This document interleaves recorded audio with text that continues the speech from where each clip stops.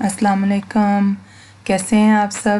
امید ہے آپ سب اپنے گھروں میں اپنی فیملیز کے ساتھ بالکل خیر و عافیت سے ہوں گے اور اللہ تعالیٰ کی امان میں ہوں گے۔ میں بھی الحمدللہ بالکل ٹھیک ہوں اور ہم جا رہے ہیں امبیسی۔ ایک دفعہ پہلے بھی میں نے آپ کے ساتھ شیئر کیا تھا کہ ہم امبیسی گئے تھے، تب ہم نے اپنے جو آئی ڈی کارڈز ہیں وہ رینیو کروائے تھے، اور جب آئی ڈی کارڈز رینیو ہو گئے ہیں تو وہ ہم لے آئے تھے کچھ دن پہلے، تو ابھی ہمیں اپنے پاسپورٹس جو ہیں وہ رینیو کروانے تھے۔ تو آج ہم اپنے پاسپورٹس جو ہیں وہ رینیو کروانے جا رہے تھے، تو میں نے سوچا آپ کے ساتھ تھوڑا سا شیئر کرتی ہوں۔ امبیسی تو خیر میں نے آپ کے ساتھ پہلے شیئر کی تھی،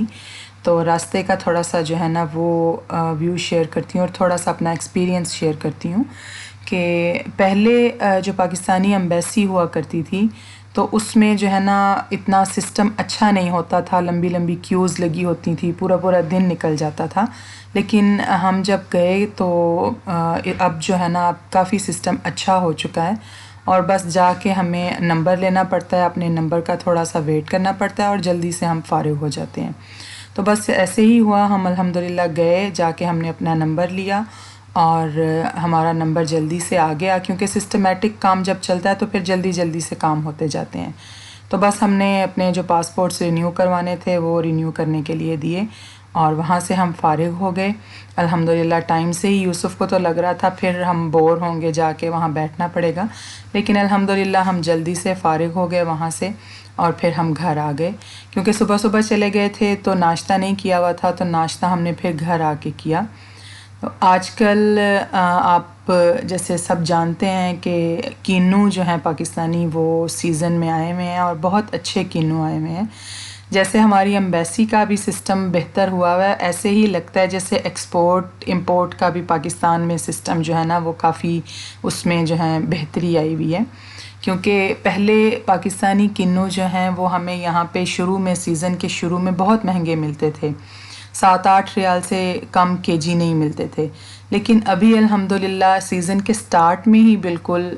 2 ریال اور 2.5 ریال کلو سے ہمیں جو ہے وہ کینو مل رہے ہیں، اور بہت اچھے کینو ہیں، تھوڑے سے ابھی کھٹاس والے ہیں کیونکہ ابھی سیزن سٹارٹ ہے، لیکن آہستہ آہستہ جو ہے بہت میٹھے ہو جاتے ہیں، اور سارے کنٹریز کے لوگ جو ہیں وہ پاکستانی کینو بہت شوق سے لیتے ہیں۔ تو بس کینو آئے ہوئے تھے اچھے، تو ہم نے سوچا آج ناشتے میں جو ہے نا وہ فریش جوس بناتے ہیں۔ گاجریں تو یہاں پہ یہی والی ملتی ہیں آسٹریلین، ان کا وہ ٹیسٹ تو نہیں ہوتا، اس لیے پھر تھوڑا سا ساتھ ایپل کا اور اورنج کا مکس کر کے جب بناتے ہیں تو پھر بچے شوق سے پی لیتے ہیں، لیکن اگر خالی کیرٹ کا بنائیں تو اس کا وہ ٹیسٹ نہیں ہوتا، اس طرح کا مزے کا جوس نہیں ہوتا جیسے پاکستان میں ہوتا ہے۔ مجھے یاد آ رہا تھا جب ہم لوگ چھوٹے ہوتے تھے تو میری امی جو ہیں وہ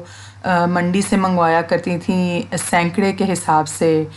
کینو جو ہیں، تو وہ پھر ہم لوگ گاجریں ہماری گاؤں سے آ جاتی تھیں، فریش گاجریں ہوتی تھیں، اور ہم گاجروں اور کینو کا جوس جو ہے نا وہ بنا کے پیا کرتے تھے، تو سینکڑے کے حساب سے تب ملتے تھے، اب تو ہم کیجیز میں لے کے آتے ہیں۔ تو سینکڑے آپ سب جانتے ہوں گے، ہنڈریڈز کو سینکڑے کہتے ہیں، جیسے ابھی یونٹس اور ٹینز اور ہنڈریڈز ہوتے ہیں، وہ ہم لوگ کہا کرتے تھے اکائی، دہائی اور سینکڑا، تو یہ وہی سینکڑا ہوتا تھا۔ بس پھر ناشتہ وغیرہ کر کے میں نے ناشتہ بنا لیا، ساتھ میں نے وہ قیمے والے سینڈوچز بنا لیے تھے، رات کا قیمہ پڑا ہوا تھا، تو ناشتے سے فارغ ہو کے تو کام وغیرہ کر کے تو شام کا ٹائم ہے ابھی جو میں آپ کے ساتھ شیئر کر رہی ہوں، تو ہم لوگ نکل رہے تھے باہر، بچوں کا موڈ تھا آج ٹرکش ریسٹورنٹ سے کھانا کھانا ہے، تو ہم لوگ پھر ٹرکش ریسٹورنٹ کے لیے نکل رہے تھے۔ تو یہ کام جو ہے یہ ہاؤس وائف کا ہوتا ہے، اور یہ بہت ضروری کام ہوتا ہے۔ جب ہم نکل رہے ہوتے ہیں گھر سے تو سارے لاکس وغیرہ، کنڈیاں چیک کرنا، اور جو لائٹس وغیرہ ہیں ان کو بھی آف کرنا، تو بس یہ کام میں کر رہی ہوں، باقی سب گاڑی میں بیٹھے میرا ویٹ کر رہے ہیں، تو میں اب جو ہے نا نکلتے ہوئے لائٹس وغیرہ ساری آف کر رہی ہوں، اور سارے لاکس وغیرہ جو ہیں وہ چیک کر رہی ہوں۔ تو ایک ضروری چیز تو میں بھول ہی گئی، اپنی 2 ضروری چیزیں، ایک تو میرا ماسک اور بیگ دونوں ہی کچن میں پڑے رہ گئے، پھر میں واپس آئی اور پھر لے کے تو پھر نکلی ہوں باہر، باقی سب جو ہیں وہ گاڑی میں بیٹھے ہوئے ہیں۔ تو ابھی ہم نکل رہے ہیں ٹرکش ریسٹورنٹ کے لیے، وہاں جا کے تو بچے جو ہیں وہ آج ڈنر کا موڈ تھا ان کا ٹرکش ریسٹورنٹ سے، تو ابھی ہم نکلتے ہیں، پھر انشاءاللہ وہاں جا کے آپ سے ملاقات ہوتی ہے۔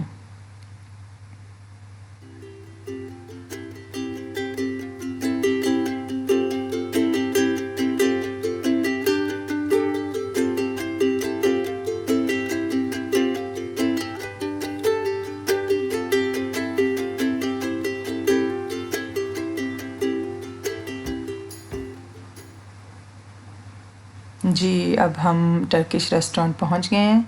اور یہاں پہ جا کے ہم پہلے تو آرڈر کریں گے، پھر آرڈر کر کے کچھ ٹائم ہمیں ویٹ کرنا پڑے گا کیونکہ باربیکیو آپ کو پتہ ہے کچھ ٹائم تو لیتا ہے، وہ تو فریش بنا کے دیتے ہیں اسی ٹائم، تو 10-15 منٹ جو ہیں وہ لگ جاتے ہیں اس کا ویٹ کرنے میں۔ تو بس الحمدللہ بچوں نے جو ہے وہ انجوائے کر لیا اپنا ڈنر، جو ہے کافی ٹائم ہو گیا تھا ٹرکش ریسٹورنٹ نہیں گئے تھے، تو اچھا لگا، مزہ آیا۔ کچھ ٹائم کے بعد کھائیں کوئی چیز تو اس کا زیادہ مزہ آتا ہے۔ پھر ہم نے جو چکن کوفتہ ہوتا ہے، چکن کے جو سیخ کباب ہم بولتے ہیں، وہ ٹرکش ریسٹورنٹ میں اس کو چکن کوفتہ بولتے ہیں، تو ہم نے چکن کوفتہ آرڈر کر لیا اور ساتھ ہم نے گرلڈ چکن آرڈر کر لیے، اور ایپیٹائزر تو مسٹ ہوتا ہے جب ٹرکش ریسٹورنٹ میں آئیں، تو ایپیٹائزر کے بغیر تو جو ہے وہ مزہ ہی نہیں آتا کھانے کا۔ اور بچوں کو ایپیٹائزر پسند بھی بہت ہے، خاص طور پہ میرے بڑے بیٹے کو بہت پسند ہے ایپیٹائزر، وہ بہت شوق سے کھاتا ہے، بلکہ وہ تو روٹی زیادہ تر جو ہے نا ایپیٹائزر کے ساتھ ہی کھا لیتا ہے۔ اور ان کی روٹیاں بھی ایسے ہوتی ہیں جیسے ہمارے پاکستان میں جو نان ہوتے ہیں نا، اس طرح سے ہی ان کی روٹیاں ہوتی ہیں، ٹرکش روٹی جو ہوتی ہے، ٹرکش بریڈ بہت مزے کی ہوتی ہے، وہ بالکل نان کی طرح کی اس کی لک بھی ہوتی ہے، اور ٹیسٹ بھی جو ہے نا وہ دیکھیے بالکل نان کی طرح کا ہی ہوتا ہے۔ اور ان کی یہ جو روٹی ہوتی ہے نا جس کے اوپر انہوں نے یہ ریڈ مسالہ لگایا ہوتا ہے، یہ بھی بہت مزے کی لگتی ہے۔ اور ایپیٹائزر دیکھیے کتنا ایپیٹائزنگ لگ رہا ہے دیکھنے میں ہی۔ اور فرائز وغیرہ جو ہیں وہ یوسف نے تو بس فرائز ہی کھائی یا تھوڑی سی روٹی کھائی، باقی تو اتنا کچھ نہیں کھاتا، وہ بس ڈانس ہی کر رہا تھا خوشی میں کہ ہم ٹرکش ریسٹورنٹ میں آئے ہوئے ہیں کھانا کھانے کے لیے۔ تو بس بچوں نے الحمدللہ انجوائے کر لیا۔ کھانا کھانے کے بعد ہم جو ہیں قریب ہی ایک وہ مال تھا سینٹر پوائنٹ کے نام سے، تو پھر ہم نے سوچا کہ وہ واکنگ ڈسٹنس پہ ہی تھا، ہم نے سوچا کہ تھوڑا سا واک بھی ہو جائے گی، کھانا وانا کھایا ہوا بھی، تو پھر ہم پیدل ہی جو ہے نا اس کی طرف کو چل پڑے اور وہاں تھوڑا سا گھومے پھرے، تھوڑا اپنا کھانا ہضم کیا اور پھر بس گھر کو آ گئے۔ تو مجھے امید ہے کہ آپ کو میری آج کی ویڈیو پسند آئی ہوگی۔ اگر آپ کو میری ویڈیو پسند آئی ہو تو اس کو لائک کر دیجیے گا اور اپنے دوستوں اور فیملی کے ساتھ زیادہ سے زیادہ شیئر کیجیے گا، اور اگر آپ میرے چینل پر نیو ہیں تو میرے چینل کو سبسکرائب کر لیجئے اور بیل کے آئیکن کو ضرور پریس کر دیجیے گا تاکہ میری آنے والی ویڈیوز آپ کو ٹائم سے مل سکیں۔ ملتی ہوں آپ کو اگلی ویڈیو میں، تب تک کے لیے اللہ حافظ۔